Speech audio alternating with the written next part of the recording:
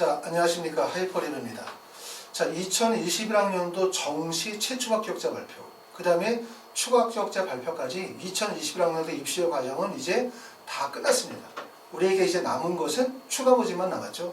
아마 지금 이 순간 추가 모집의 원서를 쓰기 위해서 정시에 합격을 했는데 우리가 정시에 등록을 취소하고 추가 모집을 기다리고 계시는 분들도 계실 거고, 영상을 보시는 분들 중에서는, 또는 원서 지원을 잘못하셔서 또는 운이 없어가지고 정시 모집에 불합격하셔서 안타까워하시는 분들도 계실 것 같아요. 그런데 우리가 원서를 쓸 때 예를 들어서 서울에 있는 대학을 기준으로 삼을 때 추가 모집을 실시하는 대학들이 전년도에 홍익대학교, 동국대, 세종대, 숭실대, 국민대, 아주대나 인하대 그 이하의 모든 대학들이 추가 모집을 실시했기 때문에 만약에 정시 원서 지원을 하신 대학들이 이와 같은 대학이라면, 그렇다고 한다면 추가 모집이 정시 모집보다 더 좋은 기회가 된다는 사실을 꼭 아셔야 돼요. 말씀드리고 싶은 거는 뭐냐면, 내가 정시에 원서를 썼는데 불합격했어. 그러니까 난 엄청 슬프지, 괴롭지, 이게 아니에요. 그게 아니고 정시에 떨어진 게 어찌 보면 더 좋은 기회가 될 수도 있다는 점을 꼭 알아두실 필요가 있습니다. 그렇기 때문에 특히 추가 모집 지원에 해당이 되어지는 대학의 원서를 쓰셨다가 불합격하신 분들이라면 이번에 추가 모집을 좀 더 신중하게 잘 고려하실 필요가 있고, 정시 모집은 사실은 데이터가 있어요. 그리고 원서 지원의 여러 가지에 대한 정보들이 많지만 추가 모집에 대한 정보들이 많잖아요. 그리고 추가 모집은 정시 모집과 여러 가지 많은 특징들이 있기 때문에 여러분들이 추가 모집의 원서를 그냥 아무데나 막 이렇게 써놓는 게 아니라 전략과 전술을 잘 이용을 해서 원서 지원을 하시면 좋은 결과가 있을 거라고 생각이 됩니다. 자, 제 말씀은 이제 천천히 한번 들어보시고요. 먼저 추가 모집의 원서 지원이 가능하신 분들은 2021학년도 2월 19일이죠. 2021년 2월 19일 4시 이전에 자, 합격한 학교의 등록을 포기하신 분들은 추가 모집의 원서를 쓰실 수 있다. 여러 차례 말씀을 드렸고, 전문대학교나 산업대학교에 합격하신 분들은 등록 취소 여부와 관계없이 추가 모집의 원서를 쓰실 수가 있습니다. 그리고 추가 모집 원서 접수 기간은 2월 22일부터 27일까지 정도의 기간이고, 이 안에 대학들마다 원서 접수 기간이 4일이나 5일 정도의 접수 기간을 두고 있다는 점 알아두시면 되고, 그러니까 원서 접수 시작 일자가 22일서부터 시작이 되어집니다. 자, 요 점을 알아두시면 되고요. 자, 지원 전략과 핵심 포인트, 이걸 꼭 체크해서 보도록 하세요. 우리가 추가 모집의 원서를 쓰시게 되어질 때 여러분이 꼭 아셔야 되는 거는, 첫 번째는 뭐냐면 원서 접수 마감일을 꼭 반드시 확인하셔야 돼요. 원서 접수 마감일, 우리는 정시 원서 지원하시게 되어질 때는 대부분 학교들이 원서 접수 마감일이 거의 비슷하기 때문에 그냥 대략적으로 가나다 원서를 쓰기 때 한꺼번에 원서를 다 쓰는 경우들이 많죠. 가나다를 쓸 때 오늘은 가군 쓰고 내일은 다군 쓰고 모레는 나군 쓰고 이렇게 쓰는 게 아니라 특정한 날짜에 뭐 1월 10일에 가나다를 한꺼번에 다 쓰는 경우들이 많은데, 추가 모집은 대부분 원서 지원을 하시게 되어질 때 원서 지원의 횟수가 많아요. 정시는 3번 원서를 쓰지만 추가 모집에 원서를 쓰시는 분들은 3번은 원서를 쓰시는 분들도 계시고 5번, 6번 또는 10번을 원서를 쓰시는 분들도 계실 수 있거든요. 원서 지원의 횟수가 많을수록 아무래도 계획을 잘 세워야 될 거 아니에요. 그렇죠? 그렇기 때문에 대학의 원서를 쓰게 되어질 때는 첫 번째는 지원할 대학의 원서 접수 마감일을 반드시 확인해야 돼요. 마감일을 확인하라는 얘기는 원서 접수는 가급적 마감일에 해야 된다 이거예요. 마감일에. 왜 마감일에 해야 되냐 하면, 추가 모집은 항상 얘기했던 것처럼 원서 접수 기간 중에 인원 변동이 발생이 되어질 수 있다는 점을 알아둘 것. 정시 원서 접수는 대부분 수시에서 정시로 2월 인원이 확정이 되어지고 정시 선발 인원이 확정이 되어지면 원서 접수 기간 내에 인원 변동이 없어요. 그렇죠? 25명을 뽑겠다고 했는데 원서 접수 기간 내에 인원이 늘어나거나 줄지 않는다는 뜻입니다. 하지만 추가 모집은 원서 접수 기간 내에 대학들마다 약간 차이가 있어요. 원서 접수 기간 내에 1차, 2차, 3차, 4차를 두어서 인원 변동이 발생이 되어진다는 거예요. 2명을 뽑기로 했었던 학과가 5명이 되어질 수도 있고, 1명도 뽑지 않기로 되어져 있던 학과가 중간에 인원이 발생이 될 수도 있다는 거예요. 예를 들어서 의예과나 치의과에 어떤 대학에 모집 인원이 없었는데 원서 접수 마지막에 인원이 발생이 되어질 수 있다는 점도 꼭 알 수 있다. 그렇기 때문에 항상 원서 쓸 때는 지원 대학의 원서 접수 마감일을 확인하고 그리고 마감일을 기준으로 해서 인원의 변동이 되어지는 부분들을 반드시 확인하셔 원서를 써야지 마음이 급하거든요. 막 내가 이제 다 떨어졌어. 나 꼭 붙어야 돼 이번에. 마음이 불안하니까 원서 서술 첫날 내가 가고 싶은 대학의 학과의 모집 인원이 나오면 빨리 써야지. 이렇게 원서를 쓰는 게 아니라는 점, 그 점을 꼭 알아두실 필요가 있고, 세 번째는 중복 지원 가능 여부를 반드시 확인하셔야 돼요. 우리가 전형이 정시는 대부분 그냥 수능 위주의 일반 전형 하나로 원서를 썼지만 우리가 추가 모집은 전형이 많아요. 학생부 교과, 학생부 종합전형, 실기전형도 있고 그 다음에 수능 위주의 전형도 있고 그 안에서 또 농어촌에 해당이 되시는 분들 또는 기초생활수급자에 해당이 되시는 분들 특성화 고교 졸업자라든가 여러 가지 전형들이 있기 때문에 본인이 가지고 있는 전형의 특징에 따라서 또는 대학에서 과연 전형 간의 중복 지원이 가능한지 여부에 대한 부분들을 반드시 확인하셔라 이 말입니다. 다시 말씀을 드리면 추가 모집은 정시 모집과 많은 부분이 달라요. 내가 지금까지 수능 원서시험, 수능 시험 보고 12월 3일날 수능을 봤잖아요. 12월 3일날 수능 보고 지금이 벌써 2월 달이니까 학생도 그렇고 학부모님도 그렇고 많이 지치고 힘드실 것 같아요. 그런데 어찌 보면 지금이 가장 중요한 시기, 입시에서 가장 중요한 시기이기 때문에 제가 말씀을 드리는 거를 하나하나 다 체크하셔가지고 점검하셔야 됩니다. 그 다음에 네 번째는 뭐냐면 표준 점수 100분이 수능 영역별 반영 비율, 탐구 반영 등을 분석을 해야 돼요. 자, 추가 모집에 원서를 쓰게 되어질 때 그냥 가고 싶은 대학, 가고 싶은 학과에다 그냥 원서를 쓴다? 아무 의미 없고 붙지 못해요. 절대로. 추가 모집은 더군다나 아시는 것처럼 일반적으로 경쟁률이 보통 대학들이 40대 1, 50대 1. 또 사형계보다 문과 쪽의 경쟁률이 매우 높다고 말씀을 드렸기 때문에 그냥 눈 가리고 맹목적으로 그냥 던져놓기 식으로 원서를 쓰시게 되어지면 불합격할 가능성이 높기 때문에 원서를 쓸 때 제일 첫 번째 중요한 것은 내가 가지고 있는 수능의 표준 점수 100분위에서 지원 가능한 대학이 어딘지, 그 다음에 내가 예를 들어서 수리 가형이나 수리 나형을 선택을 했는데 또는 예를 들어서 나는 예체능이 있기 때문에 수리 나형을 선택했지만 수학 시험을 안 봤다면 수학이 반영이 되어지지 않는 대학, 그 다음에 내가 탐구를 2개를 고르게 봤다면 2개를 반영하는 대학이겠지만 탐구 2개의 과목의 균형이 깨졌다면 탐구를 하나 반영하는 대학이 유리하겠죠. 또 국어를 잘 봤다면 국어 반영 비율이 높은 학교를 유리하다든가, 내가 만약에 교차 지원을 해야 되는 경우에요. 탐구는 과탐을 봤는데 수학은 수리 나형을 봤어. 그리고 나는 교차 지원을 하려고 해. 그러면 결국 표준 점수 100분이 수능 영역별 반영 비율에 탐구 과목의 과목 수까지 해서 지원 가능에 대한 부분들을 압축하셔야 되겠죠. 그렇죠? 그러면 내 성적대에서 지원 가능한 대학이 어느 정도 범위이겠다라고 하는 게 계획이 잡히기 때문에 제일 중요한 거는 성적 분석이 제일 중요한 거예요. 철저하게 성적 분석하셔야 되고, 그 다음에 네 번째는 똑같이 네 번이네요. 상위 대학 선호도가 높으면 위험하다는 점, 특히 이 점을 신경을 많이 쓰셔야 됩니다. 정시 원서 쓰게 되어질 때는 대부분의 학생들이 자기 성적대에 맞는 원서 지원을 하게 되어지죠. 그렇죠? 우리가 정시 지원에서는 항상 원하는 대학, 원하는 학과를 쓸 수 있는 정시 지원은 없어요. 대부분 대학을 결정하거나 학과를 선택하거나, 그렇기 때문에 학과가 마음에 들면 대학이 떨어지고 대학을 선택하면 학과가 나눠지는데 추가 모집의 원서를 쓰실 때는 대부분 이런 경우도 있어요. 붙자라는 마음은 있지만 혹시라도 만약에 떨어져도 나는 재수를 할 거야 라는 생각을 가지고 원서를 쓰시는 분들도 있다 보니까 대부분 좋은 대학, 좋은 학과의 쏠림 현상이 매우 강해요.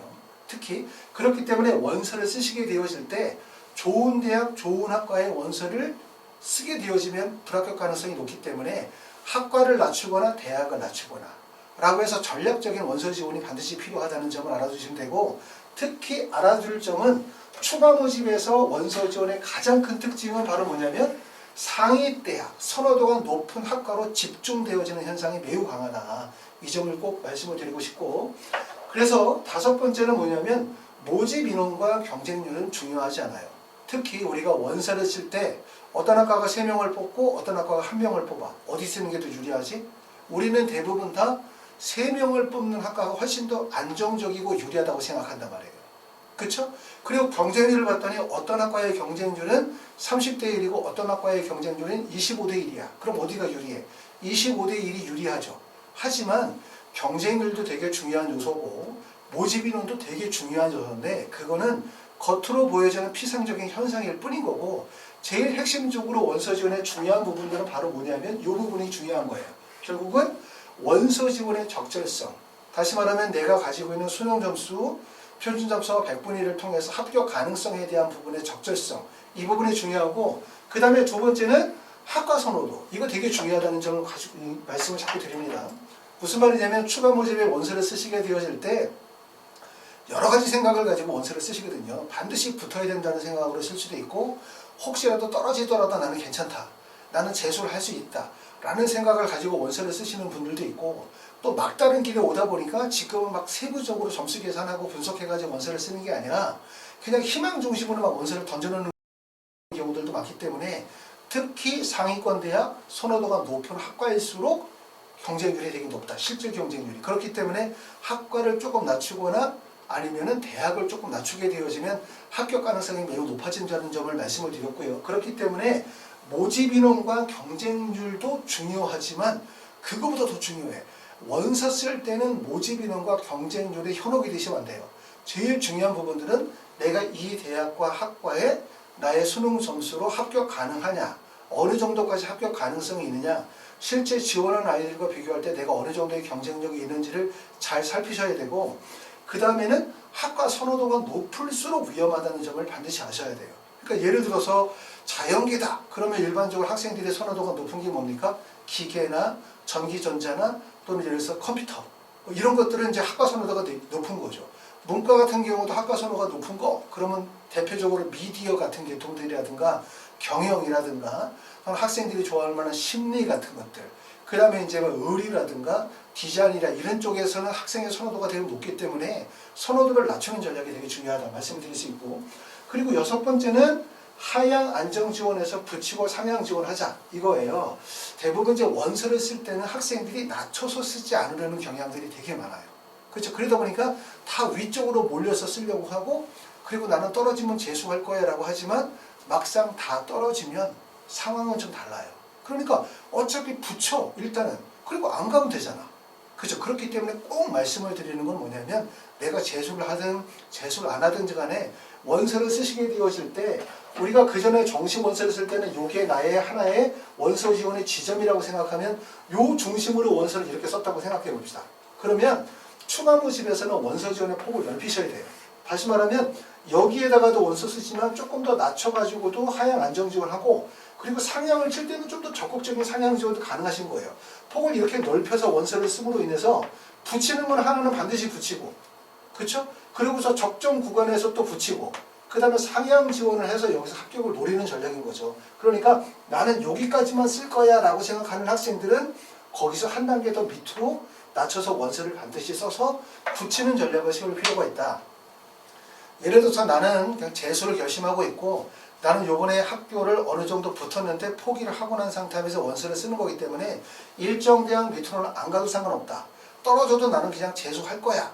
전혀 손해 안 보거든. 슬프지 않아 라고 하면 그냥 일정 정도의 가이드라인을 정해서 원서를 쓰시겠지만, 학생들 중에서 나는 재수는 안 할 거야, 반드시 붙어야 대학을 갈 거야, 또는 재수를 할지 안 할지 잘 모르겠어, 좀 고민스럽기도 하거든, 근데 공부는 좀 자신이 없기도 하고, 여러 가지 복잡한 생각이 있으면 일단 원서를 써서 붙이세요. 그러고 난 다음에 갈지 안 갈지는 그때 가서 고민하면 되거든요. 그렇죠? 그렇기 때문에 지금서부터 고민할 필요가 없다. 다시 말하면 원서 지원의 폭을 조금 더 폭넓게 원서 지원하시는 게 도움이 된다고 말씀드렸고, 그리고 일곱 번째는 뭐냐면 합격자 발표와 등록일자 반드시 확인하셔야 돼요. 대학들마다 합격자 발표와 등록일자가 다르다는 점, 그리고 추가 합격자 발표의 일정을 반드시 확인해야 된다는 점을 말씀드립니다. 추가 합격 발표 일정이죠. 우리가 추가 모집도 원서 접수 기간이 있고 발표를 하고, 발표하고 난 다음에 다시 또 추가 합격자가 발표가 이루어져요. 추가 모집도 추가 합격 충원율이 대학들마다 차이가 있지만 꽤 높거든요. 보통 한 200에서 300% 정도의 충원율이 돌기 때문에 반드시 체크하셔야 되고, 이렇게 체크를 다 하셔야 되는 이유는 원서 지원을 가나다 3개만 쓰면 혼란스럽지 않아. 근데 만약에 내가 원서 지원을 6개를 쓰거나 10개를 쓰게 되어지면 되게 혼란스럽거든요. 뭐 오늘 갑자기 막 3개, 4개 대학이 붙어버렸어. 그럼 도대체 어디에 원서를 쓰고 어디에서 등록을 하고 환불을 받고 해야 되는지 혼란스러울 수 있기 때문에 아까 말씀드렸던 것처럼 이런 일정에 대한 부분들을 다 확인하셔야 된다. 이렇게 말씀을 드립니다. 다시 내용을 한번 정리하면은, 첫 번째는 원서 지원을 하시게 되어질 때 제일 첫 번째 마감일을 반드시 확인할 것. 원서 지원하는 학교에 원서 접수 마감일이 언제인지를 반드시 확인하세요. 그리고 원서를 쓸 때는 마감일날 원서를 쓰면 되지 굳이 마감 시간에 맞춰서 원서를 쓰시는 건 매우 위험하다. 이렇게 말씀을 드릴 수 있고, 두 번째는 뭐냐면 인원 변동이 발생이 되어질 수 있다는 점을 반드시 아셔야 돼요. 모집 기간 내에 인원 변동이 발생이 되기 때문에 원서 접수는 가급적 늦게 하시는 게 더 도움이 됩니다. 세 번째는 중복 지원 가능 여부에 대한 부분들을 반드시 확인해라. 학생부 교과, 학생부 종합전형, 수능 위주의 전형, 실기 위주의 전형들이 있기 때문에 중복 지원이 가능한지 여부에 확인하셔야 되고요. 그 다음에 반드시 원서를 쓸 때는 맹목적으로 그냥 희망 중심으로 던지는 거 이거 안 돼. 이건 범죄야. 그렇게 하면 안 되고 어떻게 하셔야 되면 반드시 내가 가지고 있는 표준 점수 100분위 수능 영역별 반영 비율, 그 다음에 거기다가 탐구 2개 반영하는지 하나 반영하는지 등등 실제 입시의 요소들을 다 점검해서 우리가 계획적인 원서를 쓰시는 게 도움이 될 것 같고요. 그 다음에 네 번째는 상위 대학과 선호도가 높은 학과일수록 위험하다는 점을 반드시 아셔야 돼요. 가고 싶은 대학, 가고 싶은 학과에다 원서 쓰는 거 안 돼.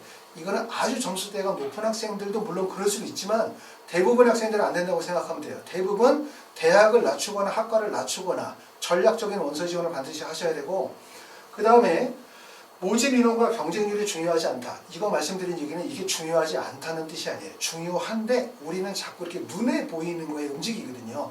모집 인원이 어디가 2명이고 어디가 4명이야. 그럼 4명으로 가지. 그 다음에 어디가 경쟁률이 30대 1이고 어디가 25대 1이야. 그러면 25대 1 몰리지. 이러면 결국은 자기가 많은 학생들이 몰려드는 구간으로 빨리 들어갈 수밖에 없어요. 결국은 그렇기 때문에 결국은 모집 인원과 경쟁률보다 더 중요한 거는 내가 원서를 쓰는데 실제 타당한 원서 지원, 적절한 원서 지원의 구간에 원서를 쓰고 있느냐에 대한 부분. 그 다음에 두 번째는 학과 선호도가 높을수록 위험하다는 점을 반드시 아셔야지. 나는 가고 싶어. 나는 이 학과를 가고 싶어. 이렇게 해서 원서를 쓰시게 되어지면 많은 학생들이 몰릴 가능성이 높습니다. 그리고 여섯 번째는 말씀드렸었던 것처럼 무조건 원서 지원은 폭넓게. 그리고 붙이자의 전략이에요. 붙이면서 지르는 거예요. 아시겠죠? 그렇기 때문에 하향 안정 지원을 해서 붙이고 상향 지원을 해서 합격하는 전략을 세우셔야 되고, 그리고 마지막으로 일곱 번째 말씀드렸었던 거는 원서 지원을 우리가 3개만 하는 게 아니라 4개, 5개, 6개를 지원을 해요. 또 10개를 할 수도 있어요. 그렇기 때문에 반드시 합격자 발표 일자, 그 다음에 등록 일자, 그러고 난 다음에 추가 합격자 발표 일자, 등록 일자를 지원하는 학교를 다 체크하셔야 돼요. 그래서 원서 접수하고 추가 발표가 이제 내일 이제 추가 모집 일정이 발표가 되어지고 대학들이 발표가 되면 여기서부터 시작해서 최종 등록까지는 추가 모집에 신경을 많이 쓰셔야 된다는 점, 요점을 좀 말씀드리고 싶습니다. 자, 그럼 이제 합격 컷 산출 방식에 대해서 제가 설명을 좀 드릴게요. 내가 이제 이번에 원서를 써야 돼. 나는 원서를 쓰고 나는 이번에 원서를 써서 세종대학교에 꼭 합격을 하고 싶어. 나는 진짜 거기가 꿈이야. 그러면 그 학교를 가기 위해서 우리가 점수 계산을 해야 되는데 어떻게 점수 계산을 해서 지원할 수 있는지에 대한 부분을 설명을 드려보겠습니다. 먼저 우리가 4단계에 걸쳐서 점수 계산하시면 돼요. 수능 시험에서 국어, 수학, 영어, 탐구 영역 4개의 영역을 봤으면 제일 첫 번째는 지원 대학을 그룹화시켜야 돼요. 내 점수대가 표준 점수가 330점이야. 350점이야. 그럼 330점, 350점대에 지원 가능한 대학들을 압축시킬 수 있겠죠. 그렇죠? 그래서 제일 첫 번째는 지원 대학을 그룹화하기 위해서 자신이 가지고 있는 표준 점수 100분이 수능 영역별 반영 비율에 따른 유불리를 판단하셔야 되겠죠? 과탐을 2개 또는 사탐을 2개 반영하는 게 유리한 건지 하나 반영하는 것이 유리한 건지, 아니면 교차 지원이 가능한 대학이 어딘지, 또 내가 가지고 있는 표준 점수에서 지원 가능한 대학이 어딘지에 대한 부분들을 판단해서 지원 대학을 압축하셔야 돼요. 아셨죠? 그리고 두 번째는 지원 대학이 압축이 되어지면 그 안에서 지원 학과 결정을 하겠죠. 지원 학과를 결정할 때는 2가지 요소가 반영이 될 겁니다. 첫 번째는 2020년도 입시 결과와 2021학년도 예상 컷을 기반으로, 근데 이 2020년도 입시 결과와 2021년도 예상 컷은 추가 모집의 입시 결과는 없어요. 왜냐하면 추가 모집은 모집 인원이 적기 때문에 결국은 대학에서 모집 인원이 적은 입시 결과를 발표하지 않죠. 예를 들어서 2명을 뽑는 거야. 근데 2명의 입시 결과를 올해 발표를 해. 설령 우리가 안다 하더라도 안다 하더라도 크게 작년도 2명을 뽑는 세종대학교 경영학과의 점수대가 예를 들어서 환산 점수에서 610점이다. 엄청 높았다. 예를 들어서. 그러면 올해 2명을 뽑는데 똑같이 점수가 나올 수는 없죠. 그죠? 모집 인원이 적으면 데이터가 불안정하거든요. 그러니까 설령 안다 하더라도 우리가 그것을 어떻게 적용을 시킬 수가 없다는 거예요. 그렇기 때문에 제가 조금 전에 설명을 드렸었던 것처럼 추가 모집은 점수보다 결국은 원서 지원의 흐름과 패턴, 원서 지원하는 사람들의 경향, 또는 원서 지원하는 학생들이 가지고 있는 점수대의 구성, 이런 전반적인 입시의 흐름과 경향에 대한 분석이 되게 중요하다는 점을 말씀을 드리게 되고, 그렇기 때문에 우리가 전년도에 추가 합격자의 합격자 등급 컷 없고 당연히, 그리고 누가 붙었다는 얘기를 들었어. 내가 들어보니까 말이야 어떤 형이 몇 점으로 어디 붙었대. 아무 의미 없습니다. 그거 들어봤자 올해 적용도 적용이 되지도 않아요. 그렇기 때문에 우리가 원서 쓰시게 되어질 때는 일반 전형이죠. 일반. 수능 정시 일반 전형 데이터를 기반으로 해서 2020년도의 입시 결과와 2021년도의 예상 컷을 기반으로 해서 지원 대학을 결정하고, 여기에다가 뭐를 결합을 시키면 되냐면 학과 결정을 하게 되어질 때는 학과가 가지고 있는 학과의 선호도를 반영해서 원서를 쓰면 되고, 원서를 쓰게 되어질 때 폭을 넓게 원서를 쓰는 거예요. 정시는 예를 들어서 요 지점에다가 내 성적대에 맞는 지점이 여기면 정시는 딱 여기다 원서를 썼다면 추가 모집은 원서 지원의 폭을 좀 더 넓혀야 돼요. 그래서 아까 말씀드렸던 것처럼 학과를 낮추든지 대학을 낮추든지 언밸런스하게 항상 아시겠죠? 그렇게 해서 원서를 쓰니까 지원학과 결정하게 되어질 때는 첫 번째는 전년도의 입시 결과에다가 그 다음에 학과가 가지고 있는 선호도를 반영을 해서 원서 지원을 어떻게 폭을 넓혀서 원서를 쓰게 되어진다. 이게 전략이겠죠? 그러고 난 다음에 이제 세 번째로 뭘 하셔야 되냐면 2021학년도 정시 지원의 현황과 입시 결과에 대한 또 원서 지원의 동향에 대한 부분들을 여기에 반영을 시킬 필요가 반드시 있어요. 그러니까 2021학년도 올해잖아. 올해 학생들이 정시 지원을 했는데 이 대학의 학생들이 원서 지원이 어땠더라. 경쟁률이 높았다 낮았다. 아니면 전반적인 입시의 분위기는 어떠냐. 전반적인 입시 분위기는 추가 모집의 대학이 많이 늘어날 가능성이 높은데 추가 모집에 대한 열정은 작년보다 좀 낮아진 느낌이 들어요. 그러니까 학생들이 실제 대학의 목표치가 높고 그리고 재수를 하려고 하는 경향들이 많아 보인다는 얘기예요. 제가 볼 때는. 그렇기 때문에 아까 말씀드렸던 것처럼 올해 추가 모집은 뜻하지 않은 정말 좋은 기회가 될 가능성이 되게 높다. 대신 우리가 여기서 성공하려면 어떻게 해야 되냐면 침착해야 돼. 침착해야 되고 계획성이 있어야 된다는 점을 말씀을 드리고 싶어요. 아시겠죠? 그렇기 때문에 세 번째는 2021 정시 지원의 현황, 다시 말하면 경쟁률이 낮아지고 있고 추가 모집의 대학은 많이 벌어질 것 같긴 하지만 실질적으로 추가 모집에 몰리는 학생들의 열정은 그 점은 같지 않아요. 작년보다는 좀 더 식은 느낌이 들기 때문에 결국 추가 모집에서 기회가 발생이 되어질 가능성이 높다고 말씀드릴 수 있고, 이걸 통해서 네 번째는 투트랙 지원 전략을 짜는 거죠. 투트랙 지원 전략이라고 하면 아까 말씀드렸던 것처럼 원하는 대학, 원하는 학과의 원서를 다 뿌리는 원서 지원은 안 돼. 대학을 결정하거나 학과를 결정하거나, 아시겠죠? 대학을 결정을 하거나 학과를 결정하거나. 왜? 추가 모집은 대부분 대학과 선호도 중심으로 몰린다고 말씀을 드렸죠. 그렇죠? 그렇기 때문에 이런 원서 지원의 전략을 통해서 지원하시게 되면 된다. 그래서 먼저 첫 번째는 대학을 가는 건 어차피 점수로 가는 거니까 내가 가지고 있는 수능 점수의 특징, 표준 점수 100분이 수능 영역별 반영 비율에 대한 부분들을 적용을 시켜가지고 지원 가능한 대학에 대한 부분들을 그룹화시키고, 그 다음에 세 번째는 학과를 결정하게 되어질 때는 전년도의 입시 결과와 예상 등급 컷, 거기에다가 전체적인 어떤 그 추가 모집의 경향들을 분석을 해가지고 원서 지원의 학과들의 폭을 정하시면 되고요. 그러고 난 다음에 마지막에 원서를 쓸 때는 좀 더 심리적으로 접근하고 체계적으로 접근해서 결국은 투트랙 전략으로 원하는 대학, 원하는 학과에다 몰아쓰는 것이 아니라 대학과 학과를 교차해서 원서를 선택하는 전략으로 원서를 쓰시면 됩니다.